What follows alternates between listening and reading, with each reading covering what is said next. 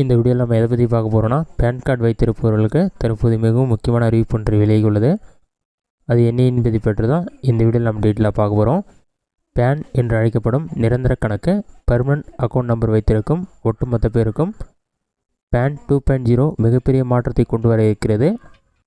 இனிமேல் pan card சேவைகள் digital கண்காணிப்பு மற்றும் பாதுகாப்பு விதிகளின்படி கிடைக்க இருக்கிறது. பேன் கார்டு வைத்திருப்போர் இனிமேலும் இதை செய்யவிட்டால் ரூபாய் 10,000 அபராதம் செலுத்த வேண்டியிருக்கும். அது என்ன கட்டாயம், பேன் கார்டு என்ன சிக்கல் உள்ளிட்ட விவரங்களை பார்ப்போம். CCEA என்று அழைக்கப்படும் பொருளாதார விவகாரங்கள் அமைச்சரவை குழுவானது பேன் 2.0 திட்டத்திற்கு அனுமதி அளித்துள்ளது. இதன் மூலம் பேன் கார்டு மட்டுமில்லாமல் TIN அல்லது டேக்ஸ் டிடக்ஷன் மற்றும் கலெக்ஷன் அக்கௌண்ட் நம்பர்கள் ஆகிய டிஜிட்டல் மற்றும் கூடுதல் பாதுகாப்பாக மாறி இருக்கின்றது. இதில் பாதுகாப்பு விதிகள் மல்டிபிள் பேன் கார்டு வைத்திருப்போரை எளிதாக அடையாளம் காண இருக்கிறது. அதேபோல் இறந்தவரின் பேன் கார்டுகளை பயன்படுத்துவது, போலியாக பேன் கார்டை வைத்திருப்பது போன்றவையும் அடையாளம் காண இருக்கிறது. ஆகவே இனிமேல் அபராதம் விதிப்பது உடனடியாக நடக்கப் போகிறது.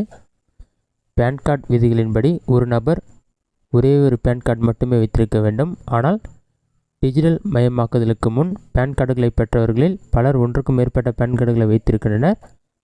இந்த கூடுதல் பேன் கார்டுகள் போலியானதாகவே கணக்கில் கொள்ளப்படும். ஆகவே இந்த பேன் கார்டை அவர்கள் நீக்கம் செய்ய வேண்டும் என்று கூறப்பட்டுள்ளது. அவ்வாறு இல்லை என்றால் டீஆக்டிவேட் செய்ய வேண்டும். இது கட்டாயமாக்கப்பட்டிருக்கிறது. ஆனால் இதை பலர் செய்வதில்லை. பேன் 2.0 திட்டம் அவர்களை விடப்போவதும் இல்லை. போலி பேன் கார்டுகளை கண்டறிய பேன் 2.0 திட்டம் சிஸ்டம் மற்றும் டிஜிட்டல் அளவிலான மேம்படுத்துதல்கள் செய்யப்பட்டிருக்கின்றது. இது எளிதாக போலி பேன் கார்டுகளை கண்டறியும். அதே போல் போலி பேன் கார்டுகளில் பயன்பாட்டையும் குறைக்க இது பயன்படும் என்று நிதி அமைச்சகம் விளக்கியிருக்கிறது. தெரியாமல் கூட போலி அல்லது ஒன்றுக்கு மேற்பட்ட பேன் கார்டுகளை வைத்திருக்காதீர்கள். இப்போது ஒன்றுக்கு மேற்பட்ட பேன் கார்டுகள் இருந்தால் சமர்ப்பிக்க வேண்டும். இல்லாவிட்டால் 10,000 அபராதம் செலுத்த வேண்டியிருக்கும். ஒன்றுக்கு மேற்பட்ட பேன் கார்டு வைத்திருப்பவர்கள் அதை ஆன்லைன் அல்லது ஆஃப்லைன் முறைகளில் சமர்ப்பித்து டீஆக்டிவேட் செய்து கொள்ளலாம். இங்கு ஆன்லைன் மூலம் எப்படி சமர்ப்பிப்பது என்பதை பற்றி பார்க்கலாம். பேன் கார்டு மாற்ற கோரிக்கை படிவம் பேன் சேஞ்ச் ரெக்வஸ்ட் இதற்கு போதுமானது. ஆகவே வழக்கமாக வருமான வரித்துறை அல்லது NSTL வெப்சைட்டுகளுக்கு சென்று கொண்டு மேற்கொண்ட படிவத்தை ஓப்பன் செய்து கொள்ளுங்கள். இப்போது உங்களுடைய பேன் விவரங்கள் கொடுக்க வேண்டியிருக்கும்.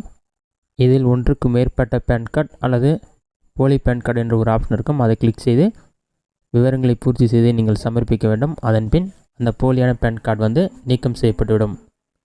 இதுதான் பார்த்தீங்கன்னா பேன் கார்டு வைத்திருப்பவர்களுக்கு வெளியான முக்கிய அறிவிப்பு. இந்த வீடியோ உங்களுக்கு யூஸ்ஃபுல்லாக நினைக்கிறேன். இந்த வீடியோ பிடிச்சிருந்தால் லைக் பண்ணுங்கள். வேறு ஏதாச்சும் டவுட் இருந்ததுன்னா கமெண்ட் பாக்ஸில் கமெண்ட் பண்ணுங்கள்.